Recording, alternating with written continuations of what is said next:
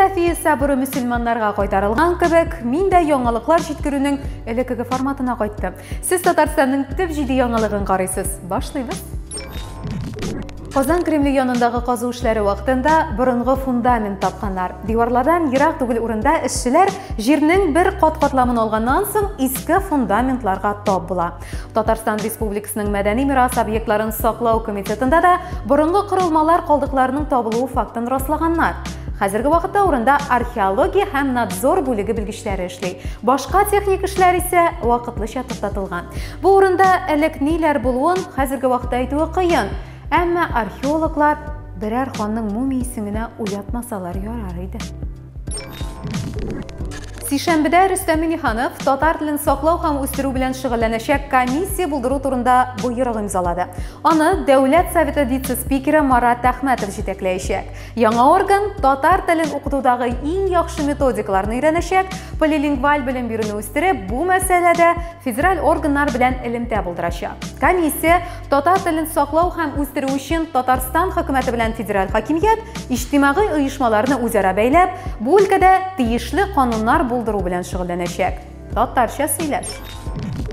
Пәнҗешәмбедә Россия президенты Владимир Путинның Башкортстан кайчан Татарстанны узып китә алыр икән дигән сорауына Башкортстан башлыгы Ради Хабиров җавап бирде. Моның өчен бераз вакыт кирәк булачагын, Татарстан Башкортстан өчен укытучы булып саналуын әйтте. Россия президенты белән республика башлыгы сөйләшүе Стратегик инициативалар агентлыгының онлайн режимда узган күзәтү советы утырышы вакытында булды. Күршеләр арасында шундый җылы мөнәсәбәтләр булуы сөендерә әлбәттә.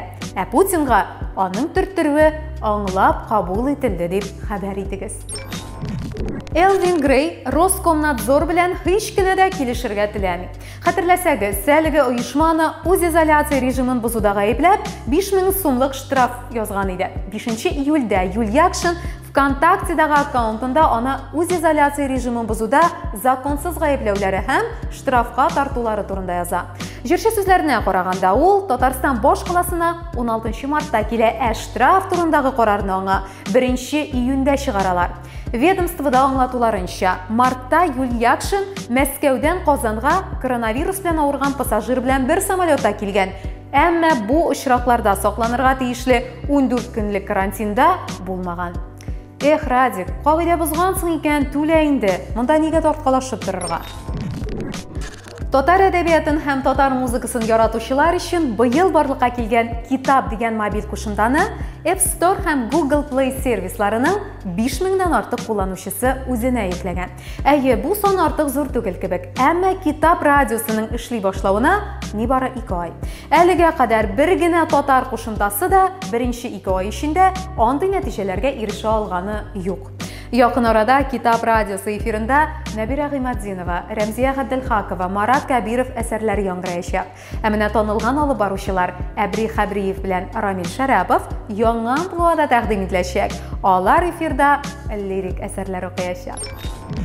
Узган атнада Татарстанда ил премьеры Мишустин булып китте. Коронавирус кичергәннән соң бу әле премьерның регионга беренче чыгуы. Мишустин Миңнеханов белән очрашты, Казанда инфекцион дәваханәнең яңа корпусы төзелеше белән танышты. Иннополиста конференциядә дә катнашты ул. Ә анда әле Телеграмнан блокны алганнан соң мессенджерның рәсми вәкиле дә чыгыш ясаган иде. Икенче көнендә премьер Алабугага барып, анда кластерны карап чыкты.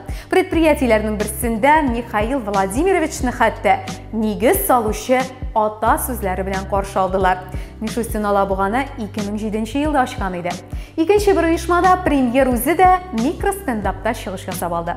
Эшчеләр белән күрешергә кул сузганда үзенең инде коронавирус белән авырып терелүен, шуңа да аннан куркырга кирәкме турында шаяртты.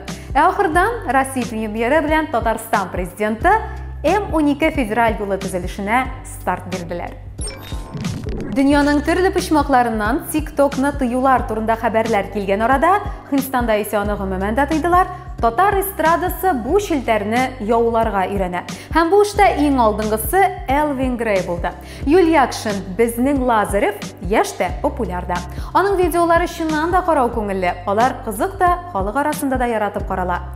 Радикның видеолары татар башкорт территориясеннән ерак араларда да рекомендациялар исемлегендә чыга хәтта.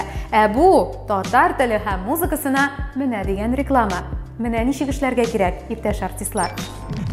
Дуслар, узган атна чынлап та бик кайнар булды. Һәм синоптиклар сүзләренә ышансаң, мондый исселек алдагы көннәрдә дә көтелә. Шуңа күрә кояшның туры нурларыннан качарга тырышыгыз, башыгызны каплап йөрегез һәм инде күбрәк су эчәргә тырышыгыз. Әмма минем Роберт мондый киңәшләргә колак салмады. Шуңа күрә бүген яңалыкларны мин үзем генә алып бардым. Сез Татарстанның төп җиде яңалыгын карадыгыз. Киләсе очрашуларга кадәр сау булашабыз.